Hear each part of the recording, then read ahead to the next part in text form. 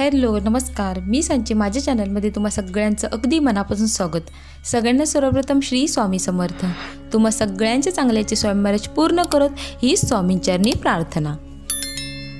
आजच्या व्हिडिओमध्ये मी तुम्हाला महादेवाच्या पिंडीवर बेलाचं पान का वाहिलं जातं, त्याचं महत्त्व काय आहे, त्यामागची कथा काय आहे की ज्यामुळे भगवान शिवशंकरांना बेलपत्र अतिशय प्रिय झालं. त्याचबरोबर बेलपत्र वाहण्याचे किंवा तोडण्याचे काही नियम आहेत. कोणत्या दिवशी बेलपत्र तोडावे, कोणत्या दिवशी तोडू नये, किंवा मग शिवलिंगावर बेलपत्र वाहताना कोणत्या पद्धतीने वाहावं, अशा सगळ्या बारीक सारीक गोष्टींची माहिती याच व्हिडिओमध्ये पाहायला मिळेल. तेव्हा व्हिडिओ स्किप न करता पूर्ण नक्की पहा आणि चॅनलवर नवीन असाल तर चॅनलला सबस्क्राईब नक्की करा. चला तर मग व्हिडिओला सुरुवात करू. आपल्या हिंदू धर्मात भगवान शंकरांच्या पूजेला अनन्यसाधारण महत्त्व आहे. त्यातल्या त्यात पूजेमध्ये बेलाचं पान असणं फार महत्त्वाचं असतं.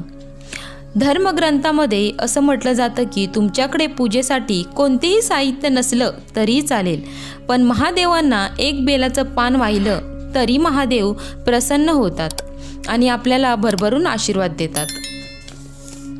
आता बेलाचं पान महादेवाच्या पूजेमध्ये इतकं महत्त्वाचं का आहे ते पाहूया. अशी कथा आहे की समुद्र मंथनाच्या वेळी भगवान शिवशंकरांनी विषाचं प्राशन केलं होतं. तेव्हा त्यांच्या घशात जळजळ होऊ लागली.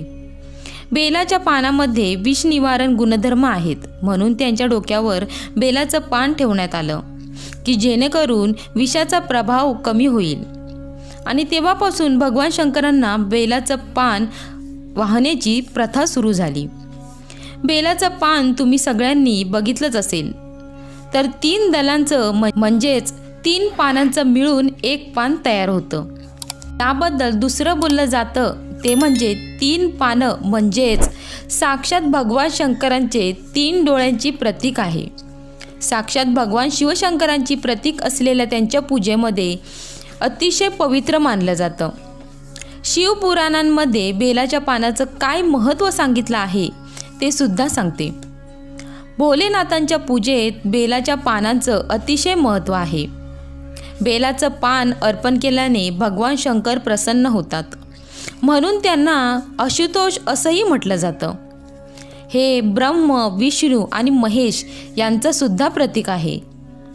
जो कोणी बेलाच्या झाडाखाली शिवलिंग ठेवून पूजा करतो त्याच्या आयुष्यात आनंद येतो. याबद्दलचा व्हिडिओ मी यापूर्वी केलेला आहे, याची लिंक मी डिस्क्रिप्शनमध्ये देते, नक्की चेक करा. एका पौराणिक कथेनुसार एकदा पार्वती देवीच्या घामाचे थेंब पृथ्वीवर पडले. त्यातून बेलाच्या झाडाची निर्मिती झाली. शिवलिंगावर वाहिलेल्या पानामध्ये त्या शिवलिंगामध्ये संपूर्ण परिवार वास करतो. म्हणजे धार्मिक मान्यतेनुसार बेलपत्राच्या मुळामध्ये माता गिरिजा, माता माहेश्वरी, फांद्यामध्ये माता दक्षिणाई आणि पानात देवी पार्वती आणि फुलांमध्ये माता गौरी वास करते. बेलपत्र वाहिण्याचे काय नियम आहेत ते पाहूया. भोलेनाथांना बेलाचं पान अर्पण करताना एक मंत्र म्हणावा लागतो. जेव्हा जेव्हा तुम्ही बेलाचं पान अर्पण कराल तेव्हा तुमचे दोन्ही हात जोडायचे आहेत आणि तुम्हाला हा मंत्र म्हणायचा आहे. त्रिदल त्रिगुणाकार त्रिनेत्रच त्रियायुधम त्रिजन्म पाप संहार एक बिल्व शिवार्पणम अखंड बिल्व पात्रेन पूजिते नंदी केश्वरे शुद्धंती सर्व पापेभ्यो एक बिल्व शिवार्पणम. 3 गुण, 3 डोळे, त्रिशूल धारण करणारे आणि 3 जन्मांचे पाप नष्ट करणारे भगवान शिवशंकर, मी तुम्हाला 3 पान असलेले बेलाचे पान अर्पण करतो. या मंत्राला रुद्राष्टाई मंत्र म्हटलं जातं. हा मंत्र म्हणताना बेलाचं पान अर्पण केलं तर त्याला जास्त विशेष फळ प्राप्त होतं. यापूर्वी ज्योतिषांनी सुद्धा हाच मंत्र म्हटला होता. आता बेलपत्र कधी तोडायचं नाही. बेलाचं पान आरोग्याच्या दृष्टीने महत्त्वाचं मानलं जातं. तर काही जाणकार व्यक्तींनी सुद्धा सांगितले आहे त्यांच्या मते बेलाची पान तोडताना भगवान शिवशंकरांचं नाम घेतलं पाहिजे. बेलाची पानं तोडताना कशासाठी आपण तोडतो आहोत हे सुद्धा तिथे बेलाच्या पानाच्या झाडाला सांगायचं आहे. मनातल्या मनात बेलाच्या वृक्षास आपण ते सांगायचं आहे. याशिवाय चतुर्थी असेल, अष्टमी असेल, नवमी असेल, संक्रांत, अमावस्या या तिथींना, त्याचबरोबर सोमवारी बेलाची पानं अजिबात तोडू नये. जेव्हा या तिथी येतील आणि तुम्हाला त्या दिवशी पूजा करायची असेल तर त्याच्या आदल्या दिवशी पाने तोडून ठेवू शकता. बऱ्याच वेळी आपण पाहतो पानं फाटलेली असतात, छिद्र असतं, तुटलेले असतात. तर अशी पानं शिवलिंगावर वाहू नका. शिवलिंगावर बेलपत्र वाहताना अखंड असायला हवी. 3 पानं अस्तित्वात असली पाहिजेत. 2 पानं आहेत, 1 पान नसेल तर अशी पानं वाहू नका. आणि 4 दल असलेली पानं जर तुम्हाला भेटलीच तर हे शुभ मानलं जातं. हे खूप दुर्मिळ आहे, परंतु असं मिळालंच तर शुभ आहे. कमीच कमी वेळा असं घडतं की 4 दल असलेली पानं पाहायला मिळतात. आता बेलाची पानं वाहताना कशा पद्धतीने वाहिली पाहिजेत, तर किती संख्येत पानं वाहायची आहेत. आणि बेलाचं पान शिवलिंगावर वाहताना पालतं वाहायचं असतं, म्हणजेच ते उलटं वाहायचं असतं.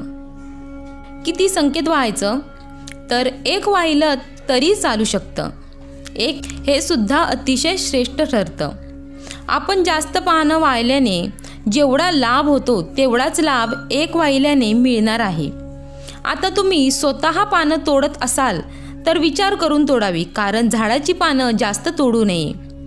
आणि विकत जर तुम्ही आणणार असाल तर विषम संख्येत तुम्ही वाहू शकता, म्हणजेच 1, 3, 5, 7, 9, 11 अशा विषम संख्येत तुम्ही पानं वाहू शकता.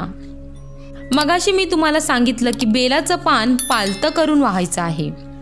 पण पानाची देठ कोणत्या बाजूला आली पाहिजेत. पानाचा देठ पिंडीकडे आणि पानाचं टोक आपल्याकडे असलं पाहिजे. तर ही झाली तारक उपासना. आणि त्याच्याच विरुद्ध म्हणजेच बेलाच्या पानाचा भाग पिंडीकडे आणि देठाचा भाग आपल्याकडे. आता हे झालं मारक पद्धतीची उपासना.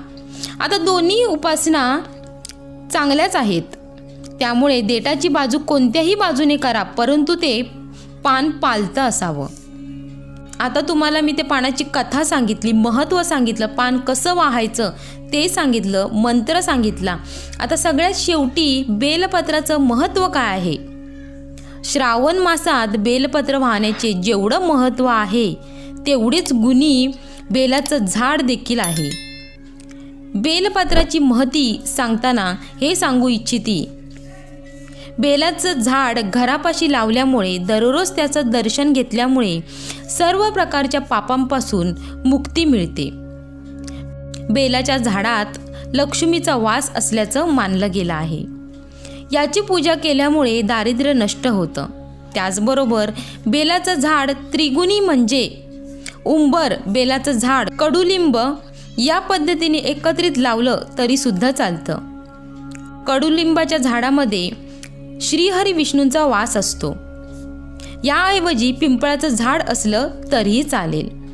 पण रविवारी आणि द्वादशी तिथीला बेलाच्या झाडाची जो कोणी पूजा करेल त्याला महापापांपासून मुक्तता मिळते. याशिवाय यश आणि सन्मान देखील मिळतो. आता कोणतंही पवित्र झाड जे आहे, ह्या 4 झाडांपैकी कोणतंही पवित्र झाड आपल्या घरापासून थोडं लांब असावं, जेणेकरून त्याची पवित्रता जपली जाईल. जर मृतदेह त्या झाडाखालून काढला तर त्या व्यक्तीला मोक्ष प्राप्त होतो. त्याचबरोबर वातावरण शुद्ध करण्याचं काम ही झाडं करत असतात. याच्या व्यतिरिक्त दररोज पाणी घातल्यामुळे पितरांना तृप्ती मिळते आणि पितृदोषांपासून आपल्याला मुक्ती मिळते. अगदी सोपी पण महत्त्वाची माहिती मी तुमच्यासोबत शेअर केली. व्हिडिओ आवडला तर व्हिडिओला लाईक करा, शेअर करा, चॅनलला सबस्क्राईब नक्की करा आणि कमेंटमध्ये ओम नमः शिवाय नक्की लिहा. धन्यवाद.